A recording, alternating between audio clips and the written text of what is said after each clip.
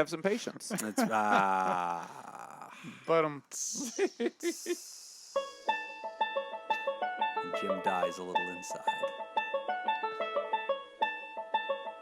If you had a better opening video on your website. from fabulous Las Vegas, Nevada, this is Pod Therapy. Real people, real problems, and real therapists. You can submit your questions anonymously at podtherapy.net or email us at podtherapyguys@gmail.com. It's Pod Therapy After Dark. After dark. And we're giving advice like the Vegas Golden Knights power play over in 2 minutes with minimal effort.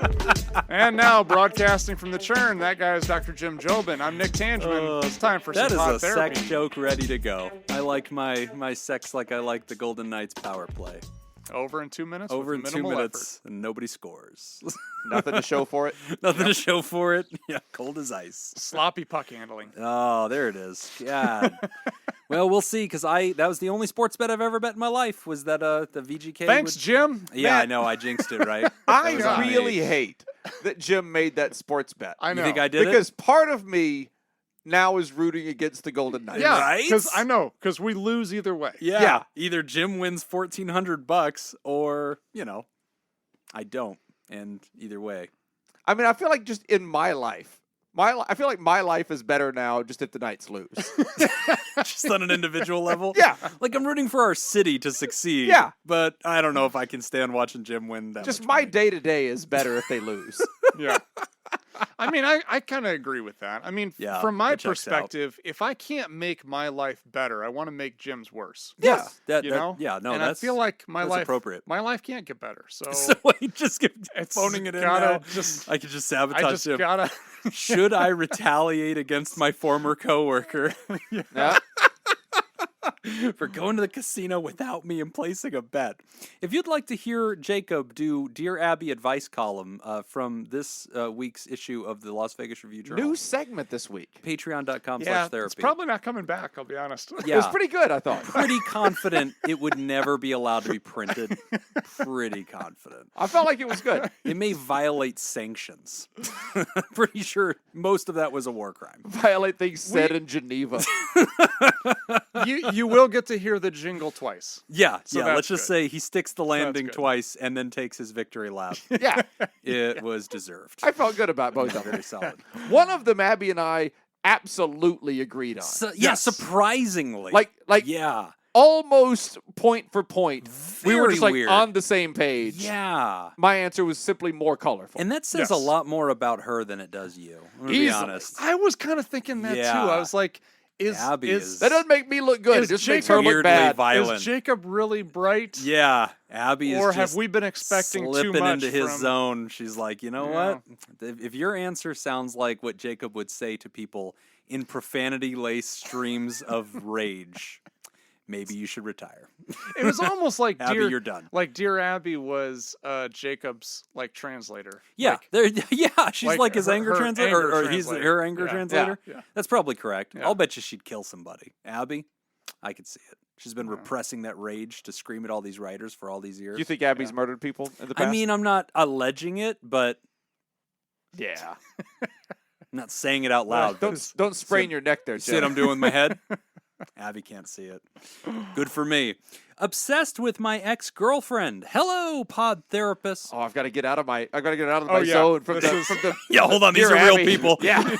Like, we can't crush these souls. Oh, Like, my we goodness. gotta really help these idiots. Reel This'll it be in. fun. You're a professional. Yeah, Get back to being Okay, a life okay. coach.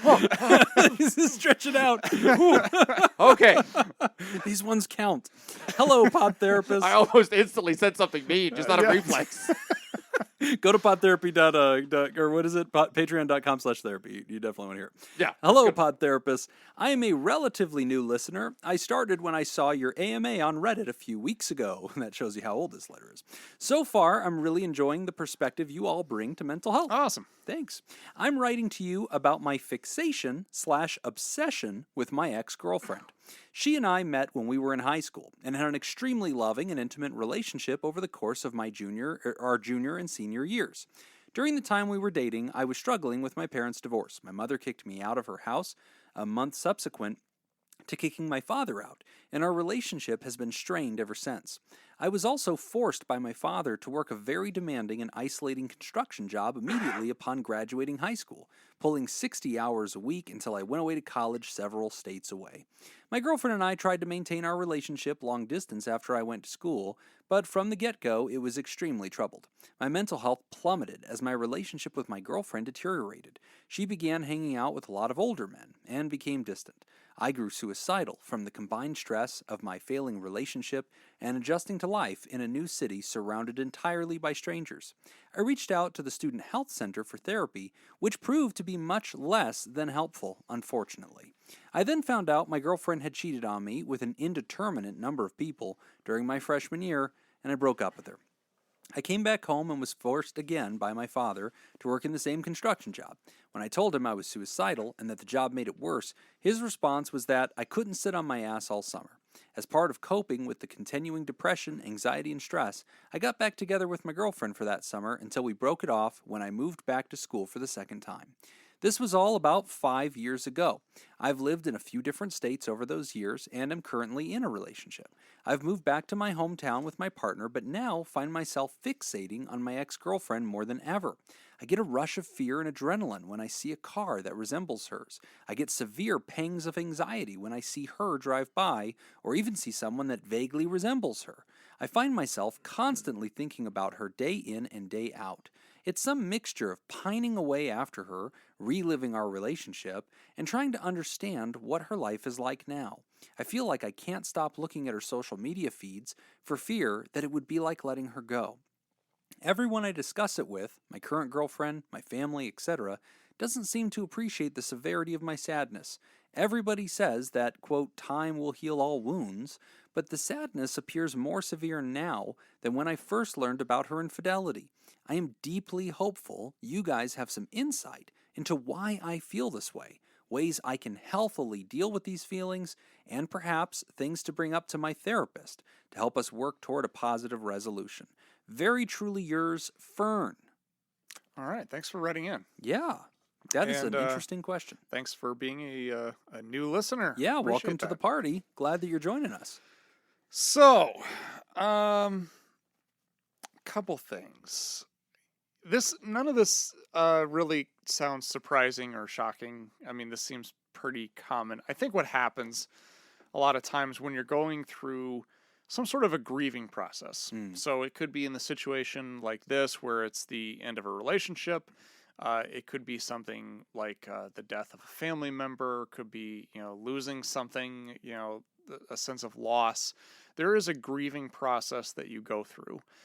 And sometimes I think that grieving process can be interrupted when there's a change in circumstances, right? So like you move to a different town, you move states away.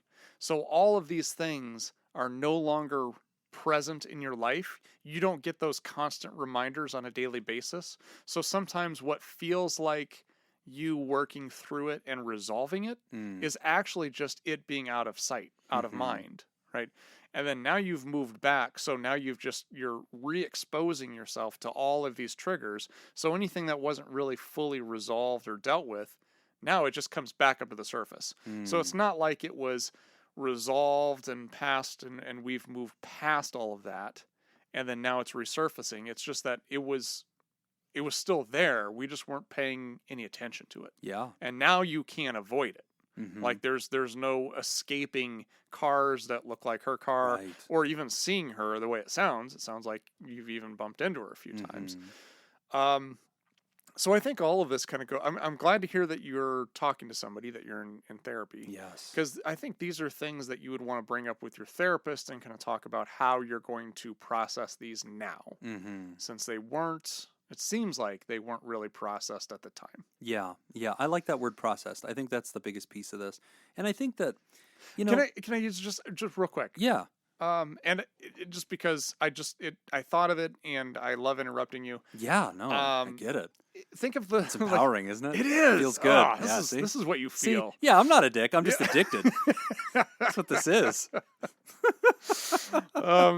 But triumph. the brain's kind of like a filing cabinet, right? Yes. Like, so it has to, when we're processing, we're putting it in a file. These papers were never put in a file. Exactly. They were just pushed off from the desk onto the floor. Yes. And then now they've come back up on top of the desk. So now Yes. we have to deal with them again. That's the As best I metaphor. I mean, that's really what this is. I've had patients over the years who have done very similar things, who have gone through really challenging breakups. I think especially whenever the breakup itself doesn't have like the sense of closure to it, right? Because like, it's falling apart. You're going through mental health crises at the time, so you don't feel like, you're really collected. You don't feel like you have a lot of mental resilience. And so in that kind of low immune system state that you were living in, which I appreciate the background writer, you told us how bad it was in high school and early college, how you went to the campus looking for help, which is a great idea, by the way, college students. Even though this writer didn't have a good experience, it's a resource, it's something. I'm glad that the writer did this. But yeah, I appreciate that context, writer, because what you're kind of teaching me is during the breakup with the original girlfriend, I had a very low psychic immune system. I was already quite rattled. I was already barely hanging on. I was having challenges with my family back home. I was having with this isolation effect of being in a different place. I was just trying to make my life make sense. I was coming off the heels of the trauma of the end of my high school years, my mother kicking me out. And so whenever that many bridges in your life burn, you do bond, and sometimes we use the phrase trauma bond, to this one person, right? And so you probably put a few too many eggs in that one relationship basket at the time because you were young, and that was probably a big part of how you were coping was this original girlfriend. And who knows if that allowed the relationship to maybe stick around longer than it would have. Maybe it caused both of you to hold on to each other a little bit longer than you may have done so naturally. And so the relationship comes to this catastrophic end. And I think that the correct way to describe that catastrophic end, in my opinion, is often the word trauma. And this goes back to Nick's point about the filing cabinet. Trauma, lowercase t, is basically anything that's beyond the brain's ability to language at the time that it's happening. If it exceeds your mental capacity at the time, it can kind of create this filing cabinet problem, where now there's all this sloppy filing having to do with that person, the emotions, the memories, it's all a mess. And then it can cause you to feel, as Nick said, unprocessed, unresolved. So yeah, I want to just say that it's not strange. I realize that, we hear the word obsession, and we pick up that it's a male writer talking about a female. A lot of people can say, oh my gosh, that's really scary to me, and this is not to diminish things like stalkers and stuff like that. I think what the writer is saying is, hey, listen, I'm not violent. I'm not going to hurt anybody. I feel feelings, and I'm getting help, but I'm looking for more support. And writer, that's the right thing. That's what we want you to do. And I think that the way that I would encourage you to steer towards your therapist is maybe to discuss this idea of how maybe were these events traumatic to me? What approach might we take as far as reprocessing these old memories, bringing myself to resolution? The therapist may use a number of interventions. A trauma timeline might be utilized to kind of depict some of the relationship highs and lows that you guys had, so you can kind of explore and talk about those. You might also be writing a letter of closure, that you will never send, that says sort of these finality things that need to be said so that you can process it and get to a place where you feel a sense of closure. So this is not that strange. I think a lot of humans deal with this. Mm-hmm. I mean, I've had patients that have endured a breakup, and a year later, we're really still talking about that breakup. And I've had patients that have told me, like, I was driving on the freeway, I could swear I saw their car. I had this whole experience because of it. I saw, their friend at the grocery store, and it really triggered me. And they might say, geez, Jim, am I crazy? Am I some weirdo?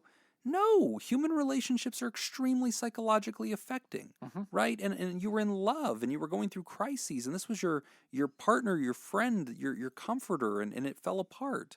So yeah, I don't look on that with any kind of disdain. No, and nothing's wrong. No. Nothing is unfixable. It just means that some stuff that you thought you'd filed away wasn't filed away.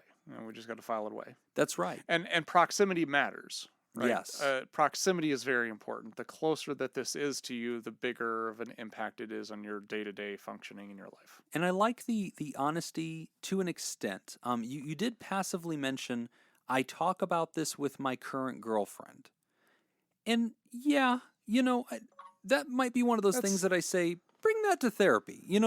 Let's unpack the depth of that with your therapist. Sometimes we feel like, oh, well, I don't want to be dishonest with my current partner. I want to let them know that I'm struggling and fantasizing about my ex. And that's me just being accountable and keeping it honest. And okay, a lot of times you don't need to do that. You Sure. can just bring that to therapy and maybe Well, just let the also- therapist know. Yeah, and that's also a lot to put on her. Yeah. Too, I mean, it's one thing to be able to say I'm dealing with some stuff, it has to do with some unprocessed feelings about my ex or Right. unprocessed thoughts or unprocessed whatever about my past relationship, Yes. dealing with that, unless she really wants to be involved in that process. Yeah. Even then, I don't know about that, but I would be very cautious of how much you put on her plate to Yes. help out with that. I don't know that she has the tools to do that. Yeah. And I don't even know that she's appropriate to be the person that you're opening up Right. to, reprocessing with, going down nostalgia with. Probably not fair for her. I think it's to an be put in interesting that burden. position. Yeah, that's hard. Can we talk for a second about, I feel that I can't stop looking at her social media feeds for fear that it would be letting her go. Yeah, that I think is an important area to explore with the therapist. I could see you getting to a place where you maybe even ceremonially block all that in therapy. I would actually block all that. Yeah, I would I would hit maybe the block soon. button and just Immediately. get out of that. Yeah. I would ask you to think about, what is your end goal? What is it because if you're saying fear of letting her go, okay, so you don't want to let her go. So what is it that you do want? What is Right. it that you're hoping to accomplish? What is it that you're holding on to with that? And let's think about what the best case scenario of doing that is. Yeah. Because honestly, blocking an ex is very therapeutic. Yeah. Because, I mean, in a way, because it's like, it's funny because when I went through my divorce, Mhm. a good friend of mine, her relationship had just ended abruptly at the exact same time. Mhm. And so we were close. We were going through the exact same thing. Yeah. We were kind of supports for each other. And we kind of realized this very quickly, where we were like, why are we torturing ourselves? Right. And that's exactly how we phrased it, because when we Yes. phrased it that way, it made a lot more sense, because that is exactly what we're doing. Yes. We are causing ourselves pain and anguish. Yeah. And for what reason? What's the Right. old thing? What- You're y- giving right. that person free rent in your head? That's Yeah, right. Something along those lines. Like I'm- what? I'm And, not gonna and like, help you. and they're not getting any good out of it. No. Right. Neither are you. Yeah. No. So I'm gonna check my So stop it. I'm gonna check my ex's Facebook page for what? Something positive? Right. What Right. am I Like, going to learn there's- that's going to be There- good? exactly. Yeah. There is zero chance that I'm going to leave that feeling good about anything that I've seen. You don't Like learn I'll tell you, anything. I still have friendly, social media based relationships with 2 exes. Mhm.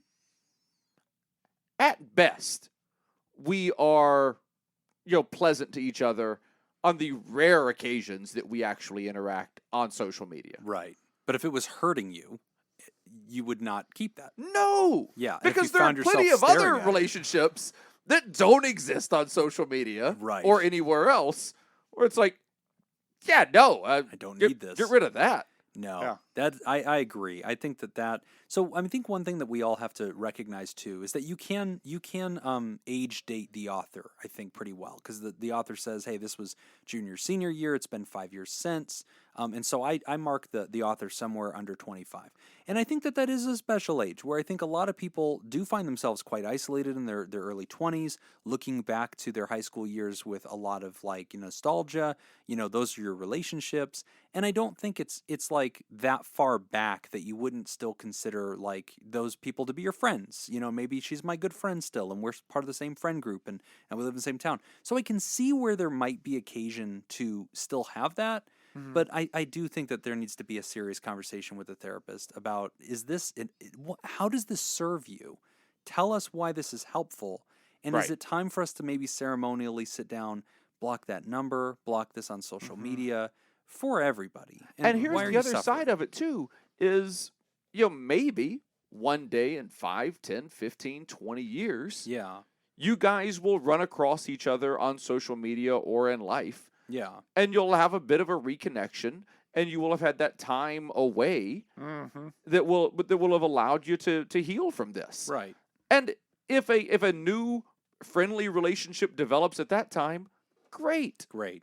You But don't this need isn't to something do that you this. have to hold on to with both hands just to prove a point or to hold on to something in kind of that ceremonial way almost. it's not that important. No, Yeah. you're not missing out on anything. No. By not knowing what she had for lunch on Instagram. Think you're about it just this way. torturing yourself. Out of the, how many people live on the planet? 7 billion? 7 or billion? 8. Yeah. 8 billion, I think. Oh, billion with a B? Yeah. Oh, I don't know. It's about more that. than a million. Yeah. Because there's about 1 billion people in China alone. Yeah.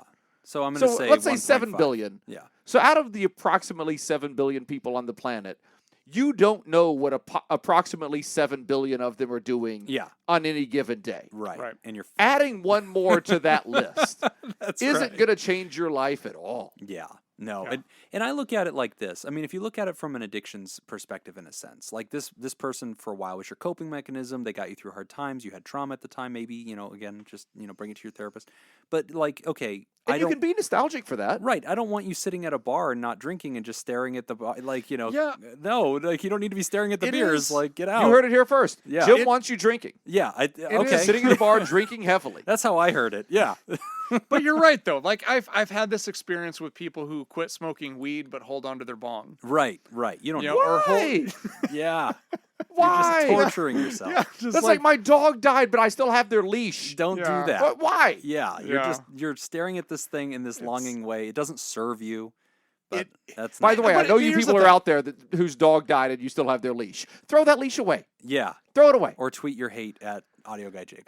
That sounds But like a good but idea. I understand why people do it.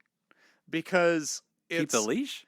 no, like hold on to Symbolically. something. Oh, This rider hold is on to symbolically keeping the leash. got it. I get why they do that. It makes perfect sense. It's because it's kind of like jumping into a lake or jumping into a really cold pool, you know, Yeah. where before you jump in, this is going to be very unpleasant. It's going to hit me. It's going to be very uncomfortable. I'm not going to like it. So we try to ease into it. You cup your And you nuts. just try to Yeah. step one step at a time. Right. And then you're like, what are you doing? Like Just get that in. is the Yeah. worst way to do it. Right. You're making this much torturing worse yourself. Yeah. to actually enter the pool that way. And you I know? think all Just of it, jump including your pool reference there, I think all of it is trying to establish some kind of control over something that you don't have control over. Yep. I think that's a big part of it. Good point. Yeah. Like But you're I trying to will say control the that. temperature of that pool, you Yeah, can't. You can't. Yep. You're trying to hold on to a last vestige of this relationship, But it's that gone. relationship is gone. Yeah. And you're better off. And it's okay that the it's sooner gone. you accept Yeah. It's fine. that. Yeah. It's okay You'll that be the pool is healthier. cold. It's okay that the relationship is gone. Accept it. So I love this writer, for somebody that, had themselves in a place once upon a time where they did feel suicidal. And for somebody that was dealing with depression and that was going through really difficult change in their life, I am so glad to see that you went for resources, that you went to your college yeah. campus, that today you're sitting with a therapist and you're working through this stuff. Now that you're a listener to this show, that we are always celebrating that. So I'm glad to hear that. And I have no doubt that you're going to successfully navigate this because you're working with a professional and you're processing it in the healthiest ways you can. And remember, bring a lot of that truth, bring 90% of what you're going through to the professional. Maybe don't bring it to the girlfriend. Yeah. But, and maybe consider the blocking too. I think that's a big piece. Yeah. Keep us posted on this. I would love a follow-up later Yeah. on down the road, see how this goes. Yeah, obviously. And send us, the ex's contact information. We'll get her on the show. We'll talk about it. And I'm sure that won't affect you in any way whatsoever. We're going to take a Seems short fine. break. It'll be fine. We're going to take a short break. And when we come back, we are going to read a letter from a 40-year-old loner. You're listening to Pod Therapy. This week's episode is brought to you by Nathan's Hot Dog Scoop, Dr. Ben Don, Scott Jameson, and Richard Macy. If you'd like to sponsor a show, become a Theraproducer at patreon.com/therapy. Our trivia theme this week is golf. Does it have to be? It does. Pickle. Name a golfer currently playing. This is easy. Here we go. Name a golfer currently playing on the PGA Tour. Well, Jacob can do it. Whoever names the most wins. Tiger Woods. Hold on. No, Tiger Woods 5 times. He's not currently playing. Oh, All right. If you'd like to join the Theraproducers and make the show possible, go to patreon.com/therapy and sign up. That's patreon.com/therapy. I'm already out. Do I just have to name one? I'm gonna let Jacob go first because I know he can do at least one. I just went first, and I got I zero. believe I'm Jim not is even gonna gone. count Can that. it be spelling bee rules where you keep going until one of you breaks? No, yeah, he goes, and then Okay. you go, and then he goes. Can I copy his Whoever answer? has the last one. All No, right. you can't copy my No. answer. This Phil sucks. Mickelson. Okay. What? He's alive? He won the PGA Championship. Yeah. Damn. He's Yeah. a boss. Oh Yeah, my just as god. Old Lefty Yeah. is doing fine. So Tiger didn't count. That's not on there. No, he's injured. He's out. He's done. Oh God. I'll give you Another a- golfer I'll who's give you a not hint, Phil Mickelson. Roger Federer. Arnold Palmer. Final Okay, answer. No, dead. Shit. All the good ones die But they, young. but they use his bones as clubs. So he's playing in spirit. Yeah. Isn't there a guy named? I got nothing. Scrooge Djokovic? McDuck. Yeah. Djokovic. I'll Djokovic. I'm just naming tennis players. Okay. I honestly can't do another one. I'm not kidding. This is not a joke, man. I have no idea who's on the PGA. Tiger was it. First, last, and always the only guy I can name that Let's even see. plays the There's game of Roy. golf. There's Roy McIlroy. Yep. Wow. You get two of these guys? Jeez. Nobody else is coming to mind immediately. Jordan Spieth. No winning- Jordan Spieth. Jordan Spieth. Spieth. I'll give it to you. Yeah. Jordan Close Spieth. enough. I'll give it to you. Yes! And the only reason I know that is because years ago, he beat Tiger, and that was like, oh my god, somebody beat Tiger, and that's the only reason I know another golfer's name. Roy McIlroy showed up at a family member of mine's wedding. Oh, wow. He was friends with the groom, and it was 6 months before he broke on the PGA Tour. Oh, wow. awesome. But people were like, "Oh yeah, that guy. He's starting to play on the tour." And we ended up chatting for a few minutes over a drink, just sitting at the Cool. bar. And I was like, "Oh, that's great, man." And in my mind, I'm like, "Oh, here's this guy who's gonna go. He's obviously good. He had already qualified for the tour." I was like, "Oh yeah, here's a guy that I'll never hear about again." Yeah. Yeah. And it's Roy fucking McIlroy. Yeah. Like, oh, look at that. Yeah. Wow, that's cool. If you were in the presence of any professional golfer, who would it take for you to fanboy out and just be a mess? Who would we have to walk into the be room a for you to mess? lose it? Definitely Tiger, Yeah. but Rory, I think as well. That would Phil, do it. Phil is a Phil legend. Mickelson, Yeah. Yeah. There'd be, a lot. Mine would be Michael Jordan. I should have guessed. He's Michael not a Jordan. golfer, but Is he not? Oh, he's a good golfer. Yeah. He's He's a good not on golfer. the PGA Have He's you Tour. not on not the seen PGA Tour. Space Jam? He got a hole in one. I mean, it was assisted by the Looney Tunes. let's but move on. 40-year-old When we start talking loner. about Looney Tunes, that's when Well, I'm sorry you don't know about golf. Dear Pod Therapy. Gotcha. Nailed it. Stay down, Tangiman. Stay down. I am a Oh, recently... Top Golf. Hold on. Top Golf has a new game. Oh, yeah? Oh. It is Angry Birds. No. Oh, really? We went and played Top Golf Oh, the other that's night, such a great idea. and they have Angry Birds. It displays the Angry Bird structures up on the screen Oh, that's so smart. in relation to where the targets are. So it puts the target on the screen up there, and then it has the Angry Bird structure in and around that target. That's so And so you cool. hit the ball based on where the structure is near to the real life target. Oh, And, what and a you good try idea. and you get 3 shots You to knock knock 'em down the whole down. structure. That's Oh, that's so cool. It's great. What a great idea. Can you throw the What ball? are we doing here? I would throw the ball. Yeah. The answer is yes. You can throw the ball. Yeah, that's the only chance in hell I'd have. So, also, we need to do our once Can every you 10 throw years a driving ball range. 150 yards? Well, no. So- 150 anything is no. Right. No, doesn't it? Centimeters, no. Yeah, let me know when you want to go to the range. Dear Pod Therapy, I am recently turned 40-year-old man. I have so many problems that I don't know where to begin. I've never dated in my life, nor have I ever had sex, kissed a woman, you name it. My regular social life has been equally lacking. I'm a fairly attractive guy and have kept myself in pretty good shape, but somewhere along the way my development went off track. I got stunted, and I've had severe self-confidence issues and self-esteem problems ever since. I haven't even made a male friend since junior high, and I have one very close female friend of a little over 10 years who just moved away and is very busy with her family. I have no support system to speak of, and my family is more of a source of anxiety than support for me. If there's one thing I can say about myself, it's that I've learned to be totally self-reliant. Needless to say, I've had depression and anxiety problems, but you can't convince me they're just chemical imbalances in my brain. My depression is, I think, very much situational. How do I begin dating? How do I make friends? What am I supposed to say when asked about my exes, my dating life, my sexual experiences, my stories from college, and so on? My life has been so uneventful.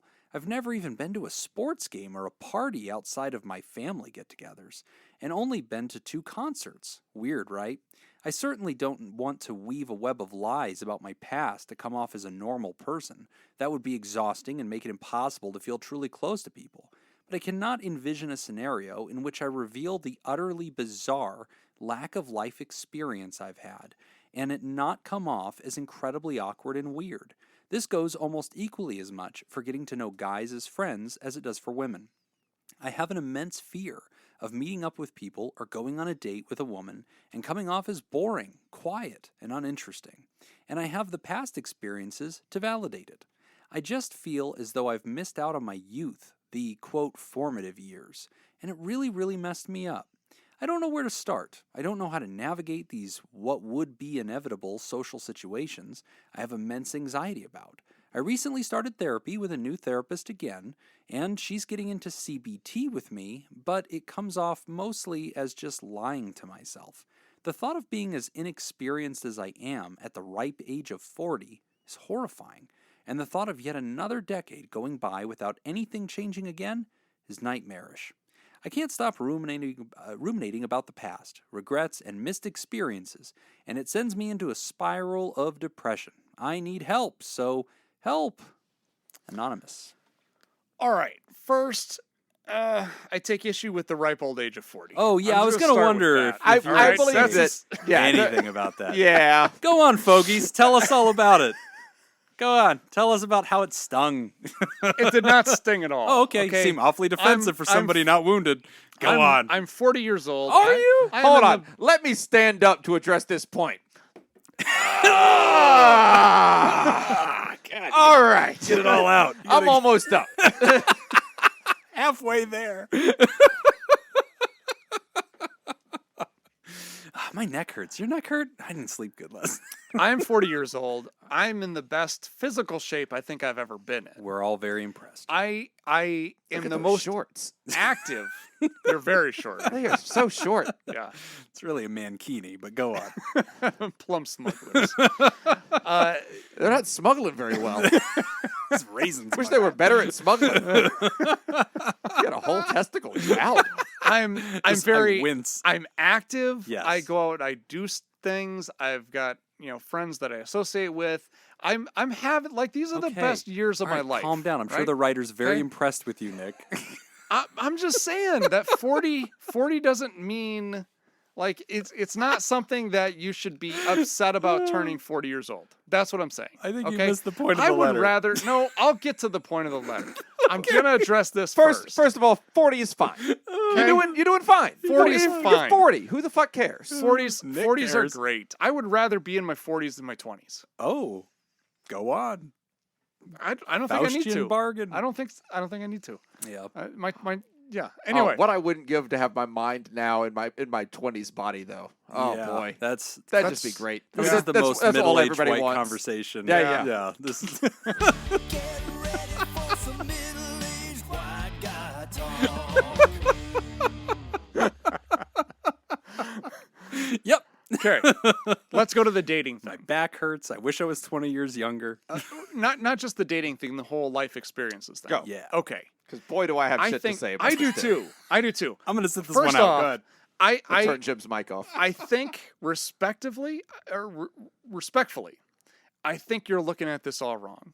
Okay, I think you're looking at this of look at all the stuff I've missed out on.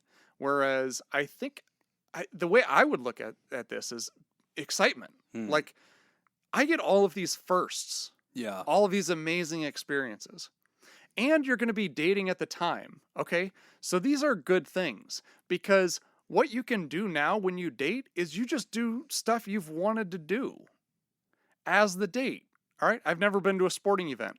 Great. Cool. Make that a date. Oh, right. Like you get can to- combine these things. These There are might be a band that you've been wanting to Yeah. go see for a long time. Go see No. that band. yeah, make it a date. Like Okay. you've got all of these things that even if the date goes terrible, you are At doing least you stuff had you fun. Yeah, Well, we've like- talked about that on Ice Cream Social many times, which Smart is way the to do it. best like first couple of dates even is find something that you really want to go do and you just go do that on the first date, because then worst case scenario, you've gone and done something that you really wanted to do. At least Yes, you had fun. exactly. Yeah. And I from the woman's perspective or man's perspective, whoever you're dating, The date. the other person, Yeah. from their perspective, I would feel excited about that. Yeah. Like if we're doing something that you've never done before, like that's kind of like, oh, That this is actually cool. kinda This fun. is Yeah, that would be neat. I think most people would see that as a positive. Do like the and childlike something- wonder of the first Yeah. experience. And And also, something- that's not a bad screening process as well for your potential date, which is like, I've always wanted to see an Aerosmith concert. Aerosmith is in town. Let's go see Aerosmith. I've always wanted to see them in concert. And they go, I hate Aerosmith. Yeah. Maybe that's not somebody to go on Yeah. a date with. Yeah. Cool. Now you found out before you wasted time going on the date. Yeah, and I think some of your fear is kind of ingrained in this belief that people are going to look at that as being a negative thing. I don't think so. I think a lot of people who you're going to be dating are going to be looking at that, and actually these things are going to make you unique. They're not things that are going to be a detriment. I think people are going to see this as something interesting and something exciting. He's unsullied. And Yeah. here's the bigger thing. Here's the bigger thing in my mind. You said, and Nick and Jim have the email in front of me, and I do not. But you said something along the lines of, you regret not having those normal experiences. Yes. Your life sounds perfectly normal. Yeah. People do different things in their lives. People have different experiences in their lives. You've had different experiences than I have had. That doesn't mean one of our lives is normal and one of them isn't. Right. That just means I've had my life and you've had your life. You're the person you are because of your experiences. And you sound like a nice, introspective person who is trying to better themselves. That's not a bad spot to start from, man. Yeah. That's a pretty good spot.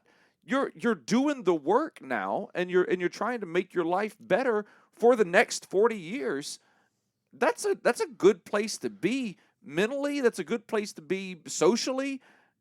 Now all you need to do is just be okay with that, which So- I think is a good spot to start with your therapist. Exactly. That you say you're talking to. Yeah. Yeah. I mean, so Jacob and I are excited for you. We see this as a great thing. So now let's kick it over to Jim so he can kick you in the crotch. Debbie Downer steps up to the plate.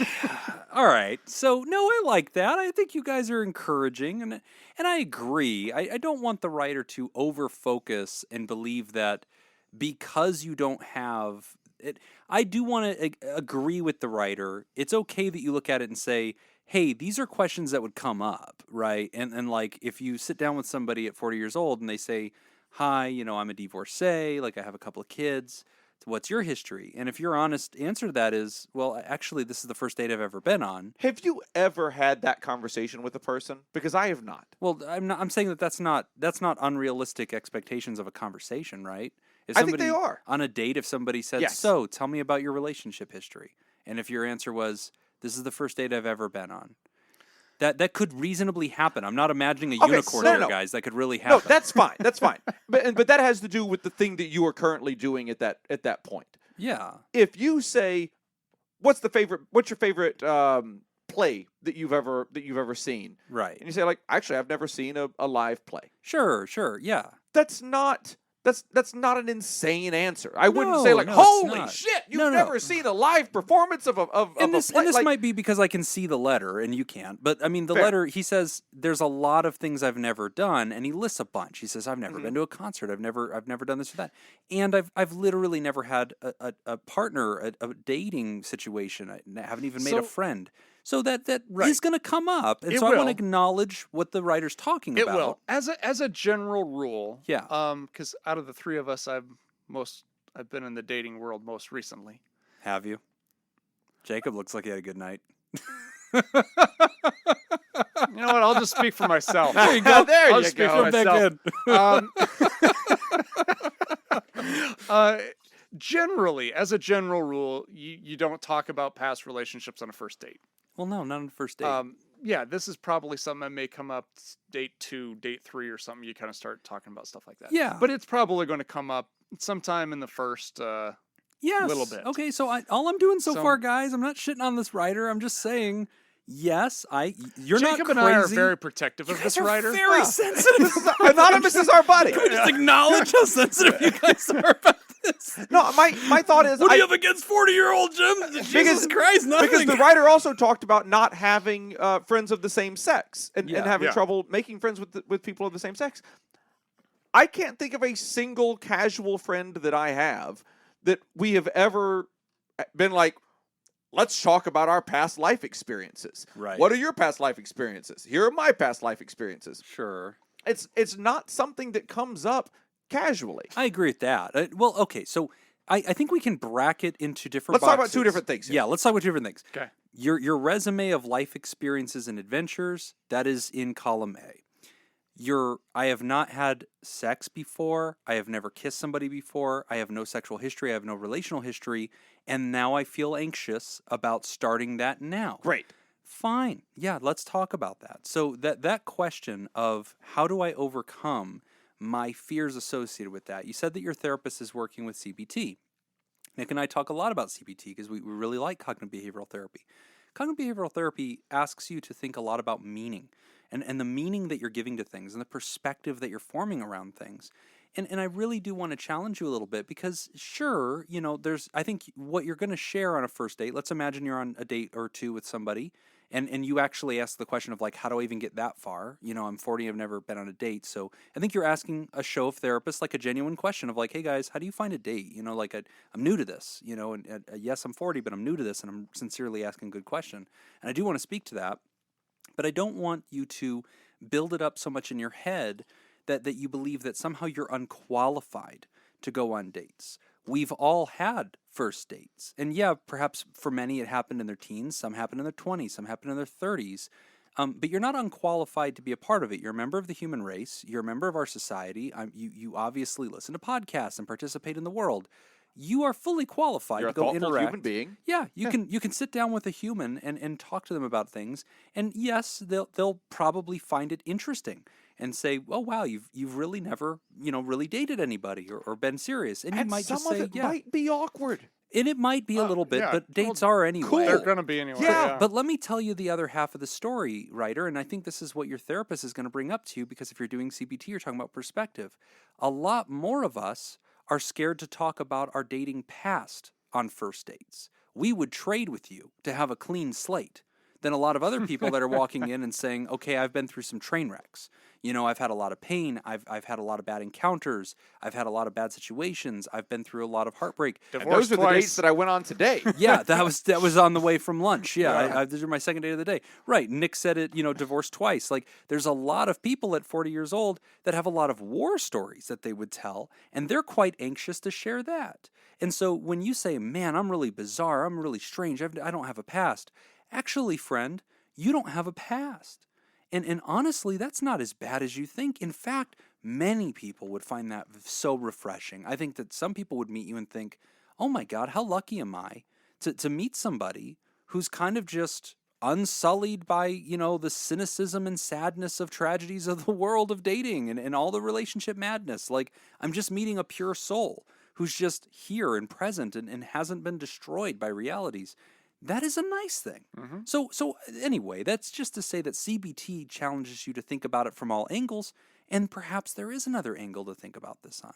But this question of like, how do you make friends in your 40s? How do you make friends? How do you meet people to date?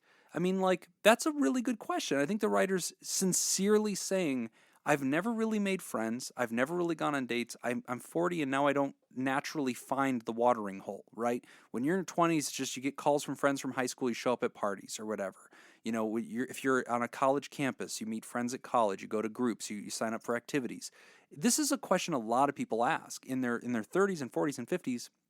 How do you meet people to form real friendships with? I mean, what do you guys? I mean, I'm not in my 40s, so I'm really not qualified to answer. Fuck you. Yes, I'm shut just the fuck stating up. a fact. Fuck you. I'm just stating a fact. I'm just saying that that's true. So, I mean, I obviously don't know. You're not mature enough. I'm to just be in not. Your 40s. Yeah, I don't have enough gray. I would start somewhere along the lines of finding social groups that share some of your interests. Mm-hmm. And I mean like official, not official social groups, but like Organized groups. Organized groups. That's the word. Meetup.com. A great place to Oh, cool. find organized groups in your zip code. Type in your zip code. And it so will I'm- show you hiking groups, sports groups. I'm all thinking sorts of things stuff. like if you have physical activities that you enjoy doing, cool. You can find other people who enjoy that same physical activity. If you have board games or video games, Yeah. things like that you enjoy, like if you play Dungeons and Dragons, for instance, Yeah. you find groups online, you find groups that meet up in person, people that play Dungeons and Dragons. Right. I would Join a cult. naturally, That's step one. if I were you, I would start this whole thing by just trying to expand that friend base. Yeah. I wouldn't put pressure on the romantic side of it. Yeah, start with friends. I would say, like, let me go out and let me start actively looking for people that share some of my interests, and just see how that goes. Yeah. Find some of these people, hang out out. You're gonna find some of these people that you identify with. Yeah. And you're going to want to hang out, and that's going to occur naturally, and it's going to be just nice, and just Surrounding interests. don't worry about it, and just let it work. Just let it do its thing, and let those relationships develop in a natural way. And then my guess would be that the romantic side of things will start to happen naturally as well. As you show up in social groups, I think that's a big piece. And to this fact that you're asking here, Ryder, you say, I'm so anxious to like meet other male friends. This is actually something that doesn't get discussed a lot. But I think that a lot of men do worry that, like they're somehow not man enough, whatever that is. I don't fit in with other guys. All these guys were like, this jocular ribbing over here, and I'm a little bit of an introvert, and I'm a little bit shy, and maybe I don't fit in with that crowd. That's fine. And that's totally fine. And I think a lot of men get to this like self-critical spiral where they don't have that confidence. And let me tell you, friend, that's not how it is. I mean, sometimes there's this stereotype of like guys busting balls and being tough on each other or whatever. But that's not true. I have all sorts of friends, different types of men, and we have different types of relationships. You have male friends that you cry with, male friends you just play video games with, male friends that are, you geek out with and you go see the next Star Wars movie. Like, that's totally fine. There's not any right way to be a man. And also, And I some think men, a lot of guys struggle with that. I think some men are hesitant to just say, like, hey Jim, hey Nick, you guys want to go have a drink? Right. We've never gone and hung, like, maybe you're a work friend or something like that, or Right. a work Coworker. coworker, yeah. Yeah. And you just say, hey, we've never hung out socially. Want to go have a drink? Yeah. Want to You guys ever want wanna to go get have out? lunch? Want to go Right. watch a movie, play a poker game, whatever? But organized events are a Mhm. great loading zone. Going to Yeah. meetup.com. I joined a pool league at one point, and that was great. Like I didn't You have talked any about friends chlorine. in the league. Yeah, that's right. I talked about chlorine and how to just do the pH balance. It was Yeah. very friendly. But that was great because then I was assigned to a team. I wasn't good. I came in and told them I'm not good. They said, that's okay, man. We'll teach you while we play. Yeah. And you're a member of the team. Let's have fun. And that was great. Trivia leagues, I think, are a great way to just bump into people. Again, meetup.com is a great way. Looking at your local county rec center and finding out if that the rec centers are hosting indoor volleyball or something light. You're not trying to go pro, and they'll usually divide it by level of difficulty and say, hey, this is a novice, amateur, for fun softball league or something like that. Perhaps an adult class Yeah, in something Oh, that you yeah. find interesting. absolutely. There's That's a good one. that's a great one. Yeah, there's always so many things. So I think that finding friends is something a lot of us I struggle joined with. a ukulele group. Did you? Okay, I want to say that's a lie, and then as soon as I want to say that, I realize you're not lying. That really happened. I didn't doubt that 100%. for a moment. God, Yeah. when did you join a ukulele group, This and was- how have you hidden this from me this- this long? I didn't tell you about I mean, the this? fact that Laura didn't text it and let me know for the Oh, no, show. no, this I'm was- so disappointed this was in all this. pre-Laura. Oh, so this was- back in the good old days. This was Laura has thrown away the ukulele. so Laura She actually picked it up the other She day. destroyed she was his trying to dreams. teach herself how to play it. And you just laughed at her. Yeah, you I did. fool! You've never I- been a part of a team. Absolutely. No, so after the divorce, like this is 6-7 years ago, almost 6 years. I don't know, but I went on to Meetup, and I joined a hiking group. I joined a ukulele group. I joined an atheist group. Oh yeah. Like I was like anything that was interesting. I was like in. I like this and- idea of meetup.com. It's honestly neat idea. really good. Yeah, Yeah. it's really cool. And then so I just started meeting people. And You know, Facebook and- groups too are another yeah. one. And one was a ukulele group, and we would get together and There was like 30 of us. Talk ukes. Yeah, I believe it's pronounced ukulele. It is, actually, I that's believe. okay though. Yeah, You know, I ukulele. don't expect you to get it right. Your gringo tongue, so it's fine. Gringo, Meetup.com. yeah, Hawaiians don't call white people gringos. Ukulele. They're Howleys. howleys, Ah, actually, is shit. what they are. I think you're right. I wouldn't know I'm accepted among them, so they've never said this to You me. were You're not accepted. Have I not told you guys the story of how I became a made man in Hawaii? Have I not told? I've told you the story. No. It's story time. Do we have time for this? Oh, we've always you got still time. have your pickle. Pickle. You still have pickle. Next question.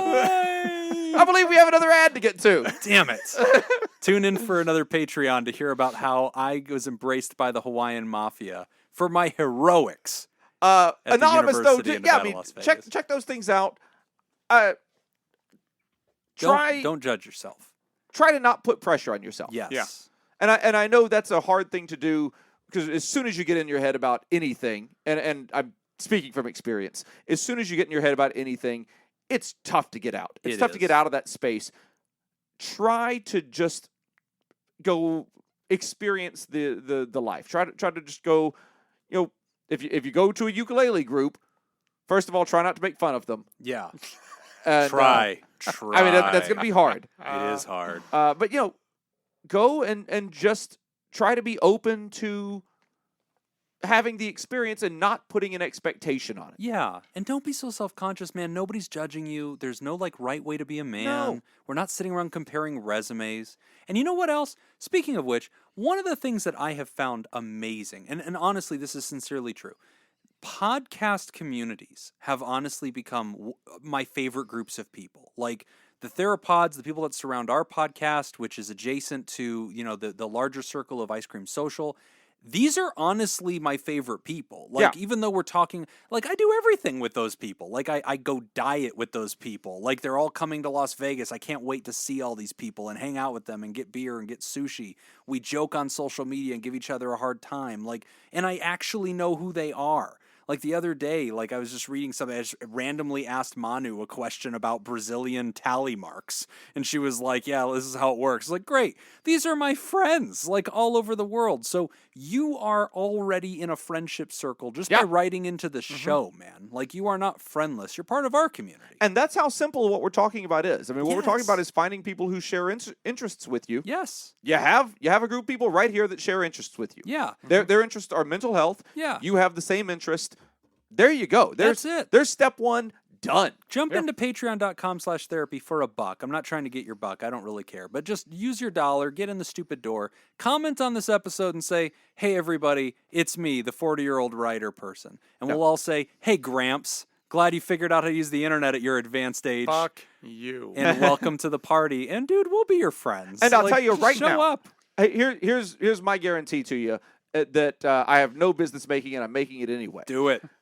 Throw your buck in, join Patreon, and if at the end of the month, if you are not happy with your interactions with those people, Nick and Jim will refund your dollar. Whoa, wait a minute. We can't be making that kind of a promise. I got student loan payments. We're going to go broke. We're not quality guaranteeing pod This is not a therapy. blanket offer. This is an offer to this person. One guy. This All right. is a $1 guarantee. Up to and including a buck. Who is anonymous? Who is by the way. anonymous? Yeah. All of a sudden, Smitty's hey guys, I really need to get that money back. Yep.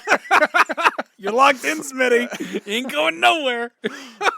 Great question, man. But hey, don't overthink it. Join the party with us and with other podcasts that you listen to. You're part of communities, man. And online relationships are every bit as legitimate as your neighbor across the street. In fact, a lot of times more so. We're honestly more honest and kind. And whatever city you live in, I can just about guarantee you That's how it is. there is an online community there that facilitates an actual physical community. An Yes. actual community of people that meet up somewhere else. And yeah, so I mean, go in there, do a little bit of legwork there, Yeah. and I bet you won't regret it. Yeah, Yep. you'll make friends. You seem like a class act, so just lean in, man, and talk to us. Let's keep the conversation going, okay? Don't isolate. You have so. questionable taste in podcasts, but other than that, you seem fine. I hang out with mostly 40-somethings, seeing as how these are the only two other humans I even see. So apparently, I like to hang out with the oldies. When we come back, Moving on. we're going to be asking a question or Beat the answering a shit out of question you, young ass. about psychology. Maybe I can outrun him. Nah, probably not. Doubt it. I don't think I can. I'm pretty sure. I'm pretty That's not I don't the think you can outrun either of us. I think I could. I think if I had a bike, I don't think I'd get away. I think if you made it to your car, we can still catch you. I think that's true. Whatever. I'm only 5 years under. Okay, when we come back, we're going to take a quick break. And when we come back, we are answering a question about the age-old debate of psychology masters versus social work. Dun, dun, dun, dun, dun, dun. Today's episode is brought to you by Nathan's Hot Dog Scoop, Dr. Ben Don, Scott Jameson, and Richard Macy. Would you like to sponsor a show? Become a therapy producer at patreon.com/therapy. Where you can ask for a video of Jim trying to outrun Nick and I. That's a high Patreon level. Make me run. Yeah. I don't think people can afford it. Yeah, that's I might right. do it. In I might fairness, do I don't it for think you Jake. run far. I'd Yeah. probably do it for Jake and Judy. I feel like Yeah. they're vested. Yeah, they've earned it. Jake and Judy, yeah. I'd do it for Jake. Definitely. Here's our next question. 1 under par is a birdie. 2 under par is an eagle. Christ, I don't know 3 this. under par is an albatross. What? What is 4 under par called? That's not a thing. Here are your choices. It's multiple choice. Oh, thank God. A condor. B, a turkey. C, a phoenix. Or D, an ostrich. Oh my God. Would you like to join the therapy producers that make the show possible? Go to patreon.com/therapy and sign up. Again, that's Everything inside of me. patreon.com/therapy. Everything inside of me is saying it's turkey. I've heard that. That's a thing. But I thought it was 3. You said it's 4?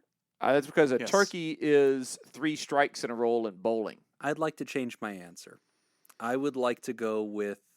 I'm not saying it's not a golf term, I but it feel is like a bowling if it's term. spoken for, I don't think that's it then. Okay. I'm gonna Yeah, go. if it's used in another sport, there's no way I would include it in this trivia. Now- I right? feel like 'Cause that condor was- is there to yeah. catch my attention because it's just like, oh, condor's impressive. It's probably a condor.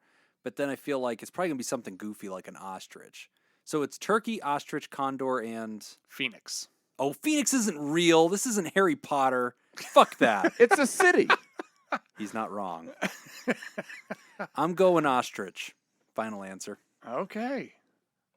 I thought before you listed off the possible answers that it was an owl. Ooh. Are you still going to go with owl, even though I didn't give it as a... Just do it. I kind of want to. Just do it. That's how I play poker. I'm all in. Sir, you folded on the flop. I'm all in. You folded 2 hands ago. I, too, like to play dangerously. Mr. Bond. So I want to go ostrich How do you get an Uno card? because it's the same. It's the same first letter. So I want to go ostrich, but Jim already took ostrich. Okay. So I'll go phoenix. You're both wrong. Oh, was it condor? Is it turkey? It is a condor. Yeah. It's a condor. No. That would have been my was the fourth. That would have been distraction. my number 4 guess. Here's the thing. Yeah, I thought it was. Out of those Distraction. 4, only one of them is not associated with golf, which is turkey. Yeah. Bowling. Phoenix and Is a city. ostrich are both terms. For sports? So a condor has only happened 4 times in recorded history. Wow. Jeez. But it has to be on a par 6 or higher. If it's You get 4 4 under, under you par. could, or a But hole otherwise, in it's one. hole in one. Hole you in guys one, are ruling out right? time travel, right? Hole in Because one. I'm not. An ostrich is 5 under par.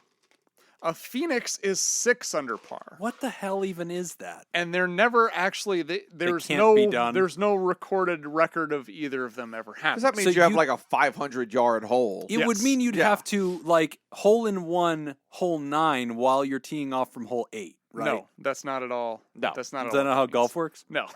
No, never. If we why I say don't yes, play. can we move on? No. Yeah. Yep. You know, it's these kind of rigid lines that the reason I don't like golf, okay? There's no room for innovators. It's just young blood like me coming in, putting the game on its head, shooting on 9 when you're on 8.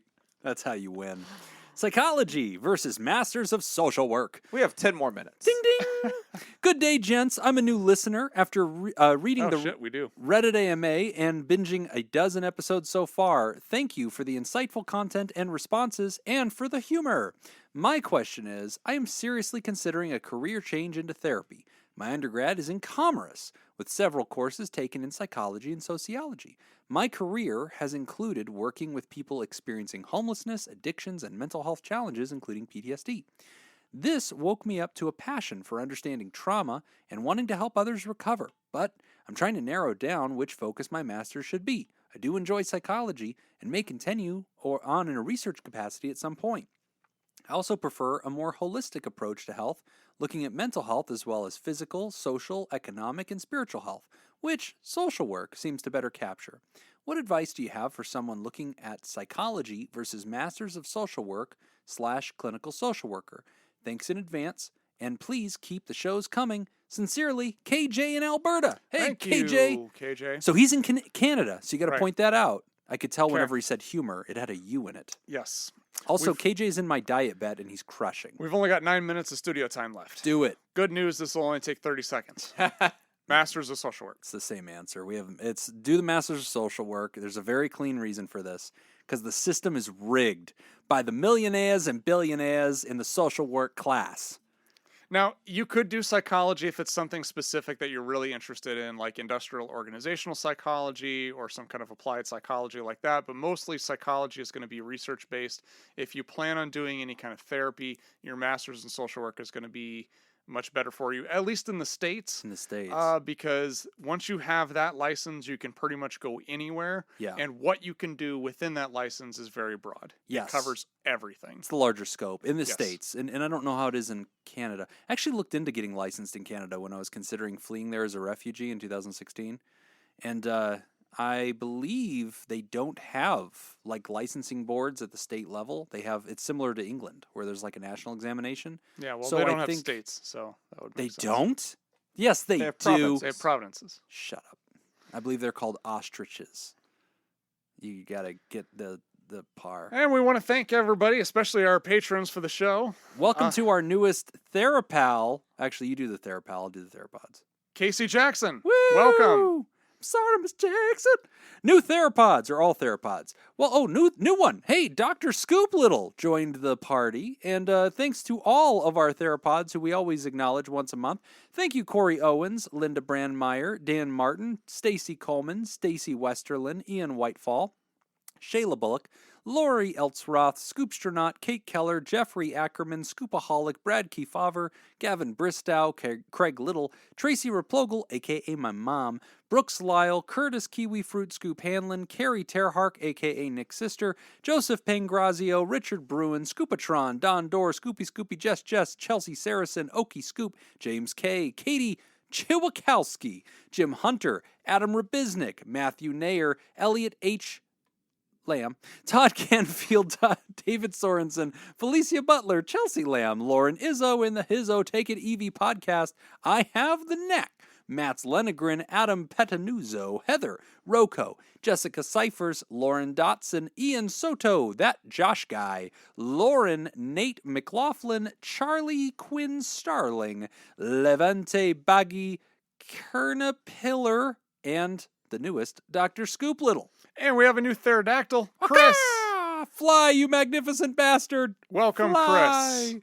And thanks to all of our pterodactyls like Robert Paulson, Brian Lehman, Scott Brady, Tess Miller, Ice Blue Scoop, David Pollock, Frozen Cuzzer, Fred Bashara Jr., Lindsay Bashara, Andrea Anderson, Angie Ellis, Slurpee Kaye, motherfucker, Ryan Stewart, Scott Ashlock, Robert Ward, Tori Snyder, Sapphire, Samantha Teague, and Chris.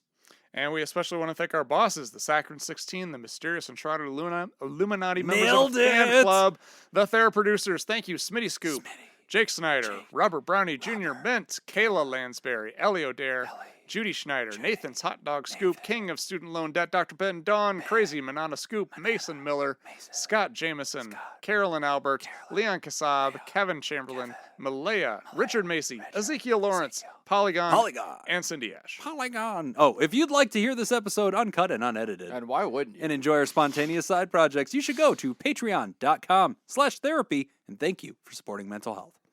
That's all the time that we've got for this week's session of Pod Therapy After Dark. We want to thank our landlords, the Ice Cream Social Podcast, and thanks to those of you who contributed to our show today. We really appreciate it. Remember, Pod Therapy isn't something you should keep all to yourself.